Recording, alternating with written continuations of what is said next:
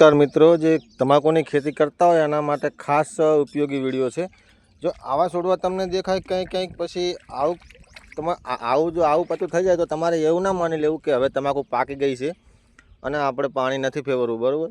તો મારો કહેવાનો મતલબ એવો છે કે તમાકુ જ્યાં સુધી એને પીલો બંધ ના થાય ત્યાં સુધી એને પાણી ફોરું પાવાનું ચાલુ રાખવું પડે અને ખાતર નાખ્યા પછી 3 પાણી કમસે કમ તો તમાકુને પાવા જ પડે, ના કે પછી જલ્દી જમીન સુકાઈ જાય। જો તમે આ ચા ક્યારાની અંદર તમને એવું દેખાય છે કે તમાકુ પાકી ગઈ છે, પણ આ બાજુમાં જ ક્યારો એવો છે કે જ્યાં તમાકુ એવી દેખાય છે કે લીલી, એટલે કે પાકી નથી। એટલે એવું ના સમજવું કે તમાકુ કમ્પ્લીટ પાકી ગઈ છે આપણી।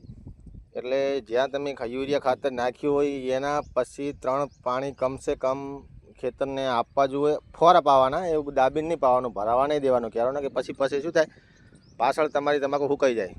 એટલે ખાસ વિનંતી કે તમાકુને પાણી તો ફરજિયાત જ્યાં સુધી પીળા ટપકા ના થાય ત્યાં સુધી પાણી પાવું જરૂરી છે। જય માતાજી।